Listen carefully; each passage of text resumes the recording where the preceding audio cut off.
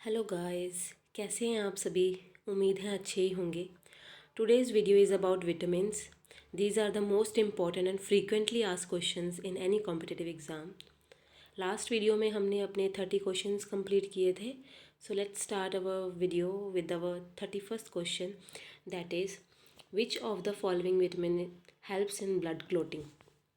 तो जो vitamin blood clotting में हमारी हेल्प करता है, ब्लड क्लोटिंग का क्या मतलब है कि जब हमें कोई भी इंजरी होती है तब हमारा जो वूंड होता है उसमें से ब्लड बाहर आता है और थोड़े से टाइम के बाद 5 से 7 मिनट में वो ब्लड जम जाता है। तो उस जमने को ही हम क्या बोलते हैं, क्लोटिंग। तो वो क्लोटिंग किस विटामिन की हेल्प की वजह से होती है, विटामिन के। हमारा जो ब्लड है वो बाहर आने के बाद, हमारी बॉडी के बाहर आने के बाद जमने लगता है, लेकिन हमारी बॉडी के अंदर नहीं जमता। क्यों? क्योंकि बॉडी में यानी कि हमारे ब्लड में एक हिपेरिन नाम का पिगमेंट होता है या सब्सटेंस होता है जो हमारे ब्लड को जमने से रोकता है। लेकिन जब ये ब्लड हमारा बाहर आता है बॉडी से, तो ऑक्सीजन के साथ जब ये रिएक्शन कर देता है तब उसकी क्लोटिंग स्टार्ट हो जाती है। तो ये हेपेरिन के लिए O2 अगर वो मिल जाता है हेपेरिन के साथ तो वो जमने लग जाता है। ठीक है, उसके बाद हमारा जो नेक्स्ट क्वेश्चन है वो है which is the leading cause of night blindness in children world wide. जो सारी दुनिया है उसमें जो बच्चे हैं उनमें ज़्यादा जो अंधापन है उसका क्या कॉज है। तो वो कॉज है विटामिन ए डेफिशिएंसी। जो विटामिन ए है उसकी डेफिशिएंसी बच्चों में काफ़ी पाई जा रही है, जिसकी वजह से उनमें ब्लाइंडनेस देखी जा सकती है। Next question is which of the following vitamin deficiency causes beri. तो जो बेरी होता है एक ऐसी डिजीज़ है जो कौन से विटामिन की वजह से कौन से विटामिन की कमी की वजह से होती है। तो वो विटामिन है हमारा विटामिन B1। ठीक है, जो B1 है उसका आपको हमने साइंटिफिक नेम बताया था, वो था थायामीन। और इसका बताया था आपको राइबोफ्लेविन, इसका बताया था नियासिन और इसका बताया था पेंटोथेनिक एसिड। उसके बाद हमारा जो नेक्स्ट क्वेश्चन है वो है which of the following vitamin function as both hormone and visual pigment. तो विजुअल पिगमेंट का क्या मतलब होता है, हमारी आँखों में एक ऐसा पिगमेंट होता है जो हमें देखने में हेल्प करता है हमारी, और उसको वो हार्मोन भी होता है। तो वो है हमारा बी। जो रेटिनल है ये विटामिन ए का ही आगे कंपोनेंट होता है, रेटिनल। ये रेटिनॉल नहीं है, ये रेटिनल है। तो ये क्या है, ये कंपोनेंट है विजुअल जो हमारी देखने में भी हेल्प करता है और ये हार्मोन की तरह भी काम करता है। उसके बाद जो हमारा 35th क्वेश्चन है वो है which of the following vitamin deficiency causes a megaloblastic anaemia. तो मेगैलोब्लास्टिक क्या होता है, अनीमिया तो सुना था, मेगैलोब्लास्टिक क्या है।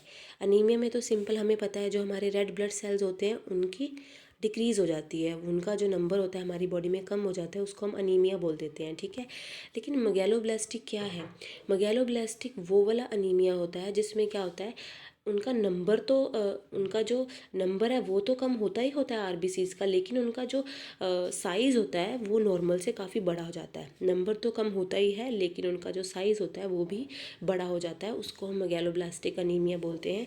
और ये जो आरबीसीज होते हैं इनका काम क्या होता है, पहले ही बताया था, रेड कलर के होते हैं। किसकी वजह से होते हैं, हीमोग्लोबिन की वजह से होते हैं ये रेड।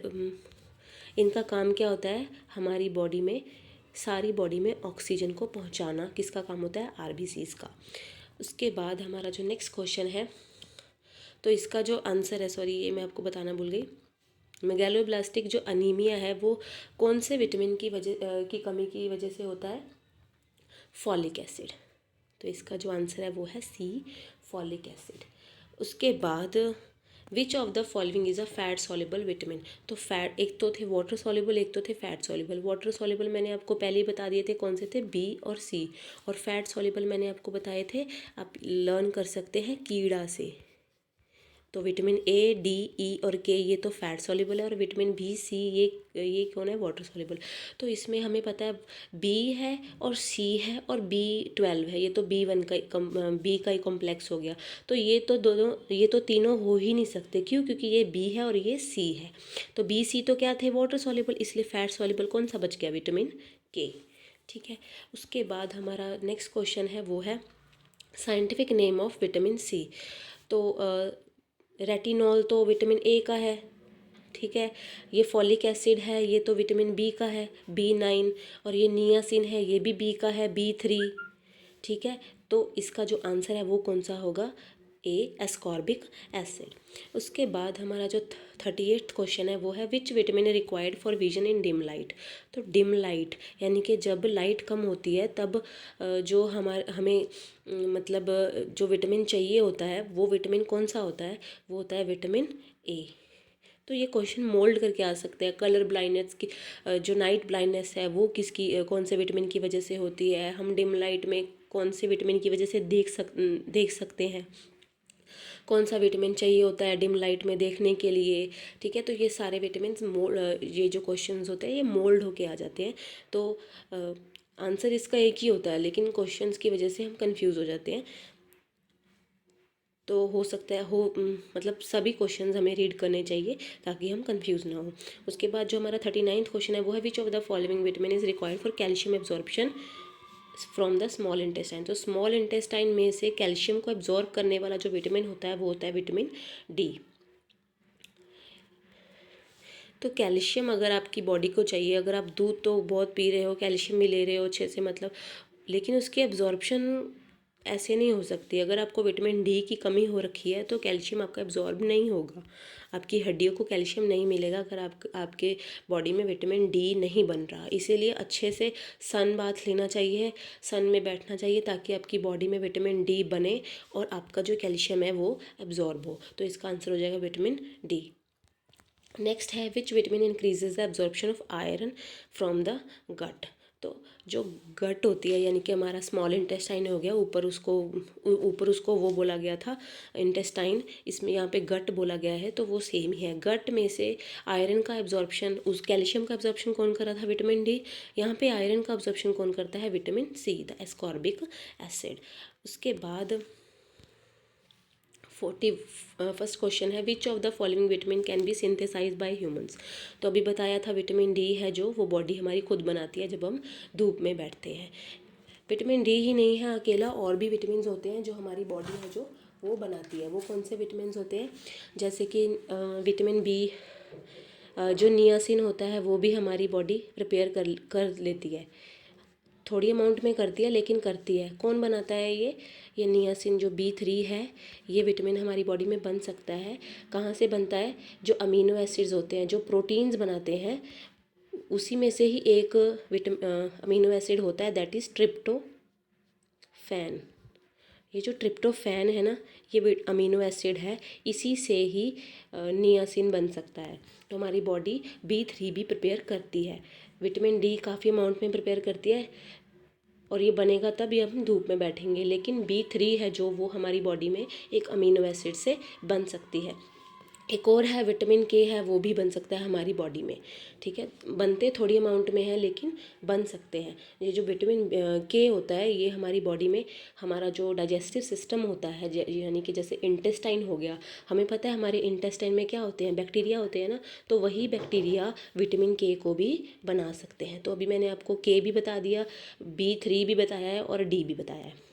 उसके बाद हमारा जो क्वेश्चन है 42 वो है which of the following vitamin is necessary for normal growth of bones and teeth. तो बोन्स और टीथ के लिए हमें क्या चाहिए होता है, नॉर्मल ग्रोथ के लिए बोन्स टीथ के लिए क्या चाहिए होता है, कैल्शियम चाहिए होता है। तो कैल्शियम की अभी मैंने आपको बताया अपने पिछले क्वेश्चन में, कैल्शियम एब्जॉर्प्शन के लिए कौन सा विटामिन चाहिए होता है, विटामिन डी। तो बोन्स और टीथ के लिए भी कौन सा विटामिन नेसेसरी होता है, विटामिन डी। तो इसका सीधा सा आंसर है विटामिन डी।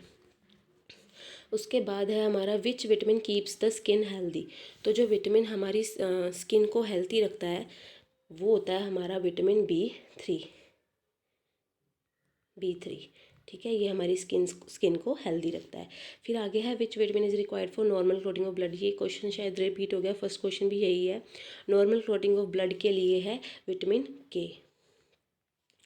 उसके बाद हमारा जो लास्ट है 45th क्वेश्चन वो है the foods rich in vitamins are called. जो फूड होते हैं जिसमें विटामिन्स काफ़ी मात्रा में प्रेजेंट होती है, उन फूड्स को हम क्या बोलते हैं? बैलेंस फूड बोलते हैं? नहीं, बैलेंस फूड नहीं बोलते। बैलेंस फूड तो होता है जिसमें सब कुछ बैलेंस्ड अमाउंट में प्रेजेंट होता है, चाहे वो कार्बोहाइड्रेट्स हैं, चाहे वो फैट्स है, चाहे कुछ भी है, वो बैलेंस अमाउंट में प्रेजेंट होता है, उसको हम बैलेंस फूड बोलते हैं। नरिश्ड फूड ऐसा तो कुछ होता ही नहीं। कंप्लीट फूड ऐसा भी कोई भी टर्म नहीं होता। तो ये इसका आंसर क्या हो जाएगा? Protective food. तो जो फूड जिसमें विटामिन्स काफ़ी अमाउंट में प्रेजेंट होते हैं उसको हम क्या बोलते हैं? Protective foods. तो चलिए हमारी ये वीडियो इस क्वेश्चन से कंप्लीट होती है। Hope you like my video. Thank you very much.